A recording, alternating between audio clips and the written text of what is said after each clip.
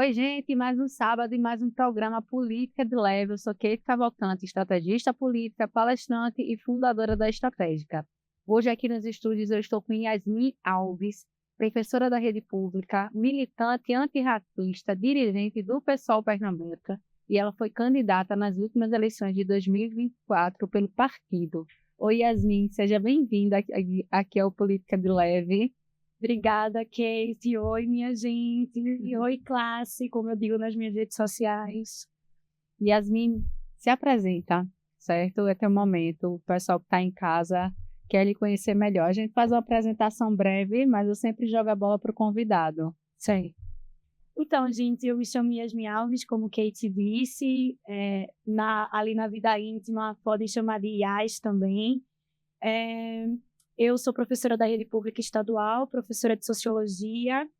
Demorei um bocadinho para me formar, porque a política, desde os meus 17 anos, sempre esteve ali muito presente. E atualmente eu faço mestrado em Ciências Sociais na UFRPE, me formei na graduação na UFPE e agora estou na Rural.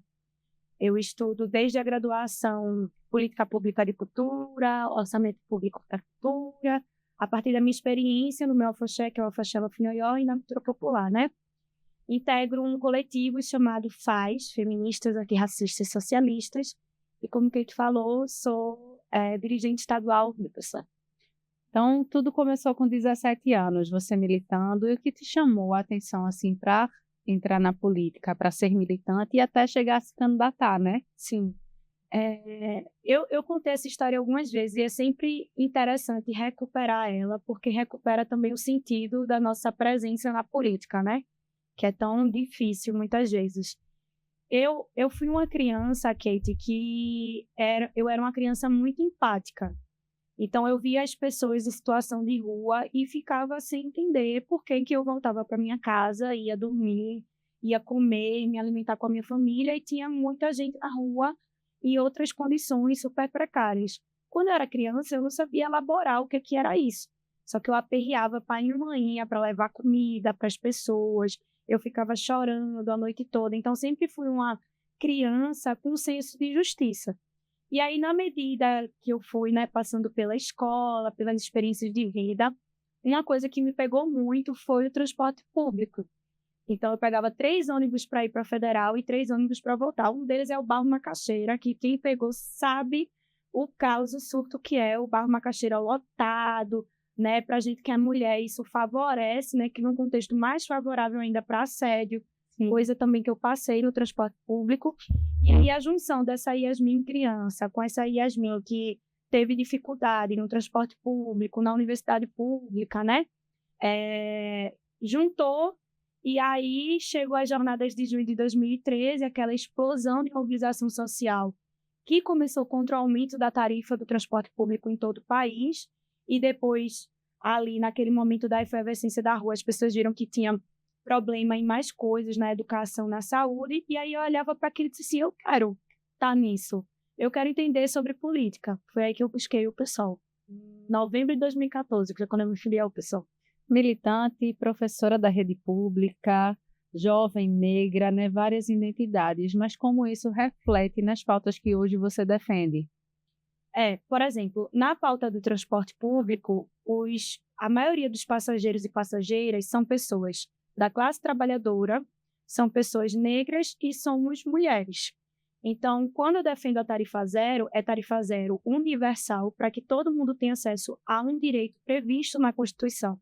Então, se para acessar a escola pública a gente não paga, se para acessar o SUS a gente não paga diretamente, por que no transporte público a gente paga? Né? E é um transporte público que está caro, lotado, ruim, inseguro e que já é, no caso de Recife e região, privatizado, né? Controlado pelas empresas. Então, falar de tarifa zero de transporte público é garantir mais acesso à cidade, a quem mora nas áreas rurais no campo também mais acesso, para que as pessoas circulem. Tem jovem estudante meu que não conhece outra parte da cidade, porque só se gasta dinheiro de passagem para ir para a escola, para ir para o trabalho, para voltar para casa. Ir para a escola, ir para o trabalho, voltar para casa. Então, uma vez que a gente conquista a tarifa zero e melhorias no transporte público, a gente garante justiça social em todos os sentidos. mais mulheres vão poder fazer os seus exames, que muitas vezes deixam de fazer por dificuldade. O ônibus se torna um obstáculo para acessar outros direitos, inclusive o direito ao lazer, o direito à cultura. Então, eu que desde 2013, aos domingos, me dedico a ensaiar e para as oficinas dos grupos culturais que eu fiz e faço parte, veja, entrar num ônibus sem catraca deixou de ser um sonho, uma utopia daquela juventude de 2013 se tornou realidade. Já tem 138 cidades no Brasil com tarifa zero. A nossa grande referência é a cidade de Maricá, no Rio de Janeiro, que, para vocês terem ideia, não tem nem mais catraca. Os ônibus são vermelhinhos, tem escrito assim, tarifa zero, e nem catraca tem. Aí a gente não precisa passar pela humilhação de estar pulando catraca, de estar subindo estação de BRT, porque esse direito social está garantido. Você falou aí sobre privatização, né? A gente está passando agora, tem a privatização que está em alta, que as pessoas estão comentando muito, o governo do estado, sobre a privatização dos metrôs, privatização da Compesa. Inclusive, você trouxe já um boné aqui, né? Fala um pouquinho para a gente. Vou botar. Então, gente, a gente está num momento da política aqui no nosso estado que, teoricamente, está existindo uma polarização entre João Campos, do PSB, e Raquel Lira, do PSD. O que é que nós temos compreendido, né? Não são a mesma coisa, porque tem elementos que distinguem eles dois, mas quando a gente olha para o projeto, para as iniciativas voltadas para o serviço público, eles têm um trem de caminho. Eles estão sem investir o tanto que precisa nos serviços públicos, precarizam a vida dos trabalhadores e trabalhadoras servidoras públicas e estão querendo privatizar. João Campos agora está pensando em privatizar até a Rua do Bom Jesus. Já tem privatizado a gestão e a manutenção dos nossos parques públicos. Se já eram parques que as periferias, a população negra, a população periférica já acessavam menos, que dirá quando forem privatizados. Então, o controle ele acaba sendo maior, a higienização desses espaços acaba sendo maior. E Raquel Lira, a privatização da Compesa, e agora com o aval, infelizmente, do presidente Lula, que é um apelo, uma luta que nós temos feito ao presidente, que prometeu na campanha não privatizar o metrô do Recife, está concedendo para a governadora o metrô do Recife, para em seguida ela privatizar e dar para os empresários. E a gente acredita que as experiências de São Paulo, de Belo Horizonte, de diversas cidades do nosso país, já demonstraram que privatizar não é a solução. A gente precisa tanto de um transporte público, quanto os serviços de saneamento, de oferta de água, estatizados, controlados pelo Estado, e que tenha, Kate, participação popular também no controle. Na saúde, a gente não tem os conselhos de saúde. No transporte, a gente tem conselho atualmente, mas ele está engessado, entendeu? E a gente precisa dessa transparência. Com o Recife Grande Consórcio, no controle dos ônibus aqui na região metropolitana do Recife, a gente não tem a transparência. E aí, essa tarifa está sendo usada de que forma? Como é que está a situação dos ônibus? Não tem prestação de contas, entende? Então, a gente percebe que privatizar não é a solução. A gente quer um transporte público estatal, tem terceiros que tenham participação de rodoviários, de metroviárias. No caso da Compesa, né, humanitários e humanitárias, todo mundo que trabalha na Compesa, a gente que é usuário de serviço, e que a relação seja Estado, poder público com os trabalhadores, porque quando bota empresário, patrão, ricos, no controle dessa classe trabalhadora, as tensões políticas e sociais são muito mais graves. Fica difícil, inclusive, a garantia de determinados direitos quando vai para a mão dos empresários. Você foi candidata em 2024, teve mais de 2.000 votos. Quais foram os maiores desafios, Yasmin? E já emendando essa pergunta, você vai vir candidata no próximo ano? Suas bandeiras quais serão? Desafios, eu acho que, assim, primeiro que foi uma campanha que a gente se preparou para os desafios, a gente se preparou para a pressão política, no sentido do conteúdo político que a gente defende, de chegarem pessoas assim, não diz isso não, fale um pouco menos, né? Sempre existe essa pressão política quando a gente está numa ala assim, mais à esquerda da esquerda. Então, a gente se preparou, Kate, foram várias reuniões comigo, né, para preparar a candidata e a militância para a gente reafirmar o nosso programa. É isso aqui que a gente precisa defender. Não tem muita gente defendendo isso aqui, então vai ser a gente que vai defender. Isso já é um desafio, a pressão política em relação ao que a gente defende, ao conteúdo político. A outra coisa são as condições materiais, porque, assim, eu sou trabalhadora. Minha mãe é administradora na área de saúde, meu pai é bombeiro militar, mergulhador. Então, a nossa família, tudo que a gente conquistou foi em torno de muito trabalho, de muito estudo. Então, tem essa dificuldade com o financiamento. Eu colocaria isso como principal desafio, não só do ano passado, como de agora. Né? Às vezes eu tenho que tirar do meu salário para que uma pessoa, fotógrafa, um videomaker, me acompanhe em uma atividade. E isso é duro, porque daí, né? Enfim. Então, a questão do conteúdo político, do financiamento, e a outra coisa é que, devido à minha experiência em outras campanhas eleitorais, como a de Ivan Moraes, a de Eugênia Lima, eu participei da construção dessas candidaturas, dessas campanhas em Igaraçu, a bancada coletiva Igaraçuara. Quando chegou a minha vez de ser candidata, acabou que eu não pude ser apenas candidata. Eu tive que coordenar a coordenação da campanha. Eu tive que preparar Fez um pouco de tudo. Fiz um pouco de tudo. E aí, indo para a sua segunda pergunta, pegando o gancho que ano que vem eu não posso mais fazer isso, um pouco de tudo, eu não posso coordenar a comunicação, vão ter que ser outras pessoas. Eu vou ser candidata ano que vem novamente a deputada estadual pelo PSOL, com a continuidade dessa tarefa política que eu aceitei e que eu construo coletivamente do ano passado em diante. Né? Então, eu vou ser novamente candidata, dessa vez a deputada estadual pelo PSOL. E a gente vai ver você defendendo as bandeiras que já vem propondo ou vão ter novas bandeiras? A gente, inclusive devido à minha militância orgânica na pauta da tarifa zero e do transporte público, na pauta da cultura e aí, especificamente a experiência da gente, da cultura popular, da cultura LGBTQIAPN+, a gente tem uma articulação muito boa, né, com os produtores e produtoras culturais da noite recifense e da arte drag queen, né, da produção cultural da nossa comunidade LGBTQIAPN+, e também a pauta da educação pública. Então, isso é central para nós. E o enfrentamento ao sistema capitalista, patriarcal, está ali passando por todas essas lutas. Porém, Kate, não tem como você se colocar na tarefa de representar as nossas lutas, as nossas demandas no Poder Legislativo e não falar sobre tudo, não acolher tudo, porque é a nossa tarefa acolher tudo. Então, eu estou super aberta e à disposição das diferentes categorias de trabalhadores, de trabalhadoras, de jovens, para que a gente juntas, a gente construa o nosso programa para o estado de Pernambuco, que já tem a base do ano passado, nosso programa, mas que ele precisa ser agora mais amplo, ele precisa contemplar mais pessoas, as diferentes regiões do nosso estado. Então, vai ser uma campanha do litoral ao sertão, do sertão. Você é dirigente do PSOL Pernambuco, né? E como você avalia a presença real do partido aqui no Recife, né? Diante de tantas legendas fortes. Sim.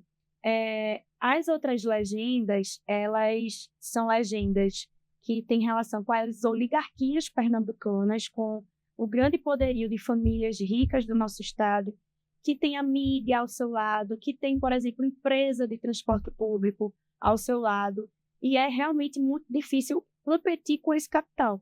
Mas a gente tem o que talvez seja o mais básico, substancial e necessário, especialmente para esse momento político da gente, que tem o avanço da extrema-direita, que é um programa que abrace toda a população em sua diversidade, que acolha toda a população em sua diversidade e mostre que não está certo as coisas como estão e elas podem ser de outro jeito. Então, o pessoal ele tem isso a oferecer. Os outros políticos têm mais do mesmo, tem a compra de voto, tem as promessas, conserta a rua, dá ambulância, faz tudo que não é de competência de um legislador, por exemplo. E a gente não, a gente tem um compromisso real com a vida das pessoas, a gente quer construir com as pessoas, a gente não quer fazer aqui e você fica ali longe da política. Inclusive, a gente quer ganhar mais pessoas para a política, para que em seus territórios elas coordenem processos de luta, elas organizem as batalhas nos seus territórios e não fiquem na mão de um salvador e uma salvadora, né? Porque, infelizmente, no nosso país, a política tem esse caráter muito populista. Então, João Campos é o cara que é filho de Eduardo Campos e vai lá e faz dancinha de TikTok e sou sua fã e tal. Não, ele está fazendo as obrigações dele e, inclusive, está faltando com algumas obrigações, né? Então, a gente não tem esse lugar maior, a gente está aqui de igual para igual, né? Nós somos um partido de trabalhadores, de trabalhadoras, de pessoas de luta que estão dispostas a conquistar não só mais políticas públicas, mais orçamento e mais direitos, mas superar esse sistema bárbaro, né? Que, por exemplo, só para fechar o raciocínio, que eu acho que eu não posso passar aqui hoje e não comentar, sobre o caso da menina Esther de São Lourenço da Mata, por exemplo, né? Aquilo ali, gente, é reflexo do nível de barbárie que está na nossa sociedade. A governadora Raquel Lira e muitos políticos que passaram pelo nosso estado acham que política pública de segurança é botar mais polícia na rua. Política de segurança para quem? Aquela família que está sendo completa. A gente está aqui num programa, né? A gente está no espaço de comunicação. Qual é o papel da mídia em relação ao caso da menina Esther? Estão expondo a morte de uma menina, uma morte trágica. Estão expondo uma família. Eu acho que a mídia está cumprindo um papel assim, sensacionalista, racista e completamente antiético. Muita gente vai dizer que a mídia, o repórter ajudou a popularizar o caso. Eu acho que tem um limite ético nessa situação, né? Então, Já que você falou em mídia, aqui no programa a gente tem um quadro onde a gente conversa um pouco sobre comunicação, redes sociais, né? E hoje a polarização é o que está mais em alta e o sensacionalismo. Então você trouxe aí um fato real que aconteceu e que quando a gente abre as redes sociais a gente vê cada notícia absurda, inclusive sobre esse caso, expondo a família, sabe? As pessoas, alguns defendendo, outros não. Mas o que tu acha dessa polarização das redes sociais dentro da política, né? O lado A contra o lado B. Isso afasta o verdadeiro eleitor de tomar as suas decisões de forma coerente, porque com isso muita gente termina optando por lados só por conta da opinião de terceiros. a internet virou um tribunal. O caso da menina Esther reflete isso também. Então, o tribunal que já está julgando a mãe, que está julgando o pai, que está julgando quem está prestando depoimento, e no caso da política é semelhante, assim. Tem muita gente que... Algumas pessoas me atacam, por exemplo, no meu Instagram, e eu fico estarrecida. Não me atinge de eu ficar triste, mas eu fico estarrecida como as pessoas não me conhecem e botam assim, cala a boca, tá falando merda. Então, se tornou isso, esse espaço da rede social que não está regulamentado, que não está no controle do Estado brasileiro, está no controle de empresas internacionais, no caso do Instagram da Meta, né, que flexibilizou as regras dentro dessas redes sociais. Então, a gente está lidando com fake news, com inteligência artificial. Então, as pessoas hoje elas podem pegar a minha voz, a minha imagem e fazer um vídeo sobre coisas que eu não falei, sobre coisas que eu não fiz. Fake news, inteligência artificial, o tribunal da internet, que eu acho que dialoga também, gente, com o acesso desigual à educação. Eu chego numa turma minha, Kate, de terceiro ano, e pergunto, gente, o que é política pública? Gente, quem aqui já entrou numa Câmara Municipal? No caso da minha escola, que fica em Paulista, vocês já foram na Câmara Municipal de Paulista? Levanta a mão que já foi. Ninguém foi. Ninguém sabe explicar para mim o que é política pública no terceiro ano do ensino médio. Então, a gente vai reproduzindo esse ciclo de acesso desigual à educação, que mais para frente, com essa enxurrada de informação, as pessoas acabam não tendo a habilidade, a capacidade de filtrar o que é fake news, o que não é, o que é inteligência artificial, o que não é, se fazer um comentário dessa forma é correto, não é correto, e qual posição política crítica eu vou ter sobre aquilo que está chegando para mim. Então, essa polarização, ela cresce, e eu acredito que vai crescer ainda mais, vai ficar muito mais grave a situação nas redes sociais, porque o acesso à educação continua desigual. As pessoas não tiveram a oportunidade de desenvolver os filtros éticos, morais, né? Se aquilo é verdade, se aquilo não é. Na escola, por exemplo, os alunos que estavam acostumados a usar muito o celular, eu digo a eles, quando é atividade de pesquisa, vocês precisam colocar fontes. Eu não aceito o ChatGPT como fonte, o Wikipédia como fonte, Brasil Escola como fonte, só porque lá é mais enxuto, é mastigadinho. Eu quero que vocês pesquisem fontes acadêmicas, do jornalismo independente, do jornalismo tradicional, e tragam para mim essas fontes. Então, eu estou preparando eles para que na frente eles tenham esse filtro. Então, acho que tem uma relação entre rede social e acesso desigual à educação, sabe? Teu olhar mais crítico, né? Exatamente. Eu tenho um jovem em casa de 16 anos e eu fico no pé dele justamente por isso, sabe? Ele é muito de rede social e as notícias que ele vê, ele sempre vem debater comigo. E muitas coisas que ele assiste são realmente fake news, ou tem um outro olhar só para polarizar, sabe? Uma notícia sensacionalista. E você tem que estar no pé puxando para a realidade, porque senão se envolve naquela mentira, naquele fake news e passa a acreditar, né? E quando a gente fala assim, nessa juventude, nessa geração, que é a geração Gen Z, e não é nem só sobre política, é sobre tudo, né, Yasmin? Você sabe, você é professora, ensina a essa juventude, só que quando se trata de política é bem mais preocupante, porque essa juventude precisa se voltar para a política e também tomar sua posição, né? E ir para a luta. Inclusive, alguns políticos de direita, eles pegam os elementos que atraem a juventude, se vestem daqueles elementos para atrair. Vamos lembrar do show de Lady Gaga, que foi um ápice no Brasil, né? Eu reuni, inclusive, meus amigos, as gays LGBT, a gente tudo lá na sala de casa assistindo Lady Gaga. Só que no dia seguinte saiu uma matéria falando que o Ministério Público estava investigando uma tentativa de ataque ao público do show de Lady Gaga. E era um adulto que tinha recrutado jovens através das redes sociais para fazer isso. Então, veja onde a combinação da política, dessas ideologias, com o não ter a capacidade ainda de filtrar. Será que eu vou com esse cara que ele está falando aqui comigo? Será que eu acesso esse link aqui? Eu posso? Né? Acho que a gente também normalizou e naturalizou muito o acesso desde cedo a celular e internet. E eu costumo dizer assim, é como se você estivesse deixando seu filho ou seu aluno e aluna no meio de uma multidão. Você liberar o celular, não conversar sobre o que tem nesse mundo, é como se você estivesse jogando seu filho no meio da multidão e indo embora.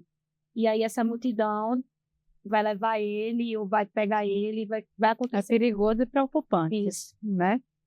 Olha, ainda no tema comunicação, o que você acha que está faltando nessa comunicação política tradicional para tocar quem vive nas periferias, nos bairros mais vulneráveis? Eu acho que está faltando tete a tete no perpacorpo, sabe, Kate? Aos trancos e barrancos, a nossa esquerda está aprendendo a como lidar com a internet e com a juventude, com a nossa classe através das redes sociais. Eu acho que Erika Hilton, está sabendo fazer isso bem. Quando ela vai trazer uma denúncia, né, virou modelo. Aquela denúncia dela sentada assim, fundo preto, bem sério, chama a atenção, pega. Então, o modelo que a Erika Hilton traz é um exemplo de como chegar para muita gente, para a juventude, né, para a classe trabalhadora, através da pauta das calças por inclusive. Mas eu sinto que de nós, da esquerda, está faltando um tete-a-tete mais criativo, o estar na rua com mais criatividade. Ou talvez recuperar coisas antigas. Tinha gente aqui que subia no banquinho, pegava o megafone e falava com o pessoal na rua. Eu faço muita questão de ter a panfletagem no terminal de ônibus, numa parada de ônibus, durante o meu ano. Assim, eu não espero a eleição para fazer isso. Eu faço panfletagem, eu gosto de ficar conversando com as pessoas. E aí, a partir disso, dizer, olha, meu Instagram é esse aqui, me acompanhe. E não tem como a gente estar no Instagram e falar de política de forma dura, assim. Eu até acho interessante o nome do programa, Política de Leve, porque apesar da política estar muito dura, tem muitos problemas, muitas questões, precisa ter uma leveza nisso. Eu acho que a leveza ela vem com a gente se humanizando no processo. Então, eu, vez ou outra, costumo compartilhar algo do meu dia a dia, do meu cotidiano, enquanto professora, enquanto usuária do transporte público. Eu acho que isso cria laços e afeto entre eu que estou ali gravando e a pessoa que está assistindo, para além de falar o sistema capitalista, as empresas de transporte público, enfim. O nome do programa Política de Leve é justamente por isso, porque existe uma pessoa por trás daquele cargo da política institucional, sabe? E trazer para cá, para o programa, e apresentar essa pessoa por trás disso. Sabe, Yasmin, tu trouxesse algo bem interessante. E o pessoal, ele tem muito esse formato dessa política do tete-a-tete. A gente tem como exemplo a Nilson Silva, que subia no banquinho, microfone, sabe? O Ivan Moraes que ia para dentro dos ônibus, né? Você disse que gosta muito de estar próximo do público, de panfletar. E assim, eu não sei se você sabe, mas existe uma pesquisa do Dado Senado que revela que 49% mais ou menos das pessoas decidem seu voto pelo que vê do político nas redes sociais, mas os outros 50% é realmente o tete-a-tete. Então, hoje está muito dividido. Não adianta você estar só nas redes sociais, nesse mar de polarização e sensacionalismo, e também não adianta você estar só no corpo a corpo. Não sabia desse dado. Veja, a minha experiência concreta confirmada. Perfeito. Maravilha. Yasmin, a gente já está chegando no finzinho do programa, e nesse momento vem um quadro de humanização, certo? Então, abre teu coração. Tá. E o que vier na cabeça tu responde. Me diz um lugar que você mais gosta aqui no Recife. Eu gosto de estar dentro de um barco com um pescador andando ali pelo Pina, pela Ilha de Deus. É uma experiência que eu vivi já algumas vezes e dá para ver o Recife de um outro ponto de vista, sabe? De um outro ângulo, né? Um outro ângulo. Um livro, uma música que te acompanha. Na música, eu sou muito musical, Kate, mas eu vou falar uma música do meu afoxé, do Afoxé Lafinhoió, que faz assim: esse negro tem história sim, quem quiser aprender, vem pra cá pro Alafim, Zumbi, Mandela e Zumbi, todos eles são guerreiros que vivem fazendo história, de exemplo pro mundo inteiro, lê, lê, lê. Então, essa música do meu afoxé, do Afoxé Lafinhoió. E um livro... Ai, meu Deus, tem que ser rápido, né? Um livro, porque vem vários na minha cabeça. O primeiro que veio na cabeça. Clóvis Moura, Rebeliões e Senzalas. Um hábito seu que ninguém imagina. Adoro cozinhar, experimento. Um sonho que você ainda não realizou. Aprender inglês e fazer um intercâmbio. Agora o quadro de você para o mundo. Para você, o que é ser política? Estar à disposição e construir coletivamente lutas para conquistar tudo que a gente quiser conquistar. E se você acordasse, amanhã você acordasse, mas toda a sua trajetória fosse apagada, mas você pode recuperar 3 coisas, pessoas ou momentos, o que você recuperaria? Minha família, minha avó, minha mãe, meu pai, o meu afoxé, o Afoxé Lafinhoió, e essa militância, a luta política. Agora, Yasmin, deixa tua mensagem para o mundo. Tá. Classe, novamente, eu me chamo Yasmin Alves. Meu Instagram é @yasminalves.pe, Yasmin com Y e M no final. Eu sou uma militante, uma trabalhadora recifense, pernambucana, muito orgulhosa da nossa cultura, muito orgulhosa do nosso povo, das batalhas que a gente travou ao longo da história do nosso estado e do nosso país. E estou comprometida em conquistar mais direitos, em construir mais lutas vitoriosas. A gente batalha o tempo todo e às vezes a gente vai e dá na porta, a gente não conquista o que a gente queria. Então eu estou completamente à disposição para fazer com que a gente conquiste mais direitos, uma vida mais próspera, uma vida mais feliz, trabalho para todo mundo, cultura para todo mundo, tarifa zero para todo mundo, e é por isso que eu estou na política, nada mais. É para estar com vocês, construindo batalhas e conquistando vitórias. Yasmin, muito obrigada. Foi bom te conhecer melhor, ver um pouquinho da tua trajetória, das tuas pautas, das defesas. Viu? Sinta-se convidada para voltar aqui quando quiser. Viu? A gente se comunica. Teu @ no Instagram, @yasminalves.pe. Pronto, sigam Yasmin. A mesma coisa no Instagram, a mesma coisa. TikTok, Instagram, e siga a gente também, @podcast Política de Leve. Instagram é novo, então vão lá, minha gente, deixe seu like e me sigam também, @Kate Cavalcantes. Ativa o sininho do canal e compartilhe esse programa. Tchau, tchau, até o próximo sábado.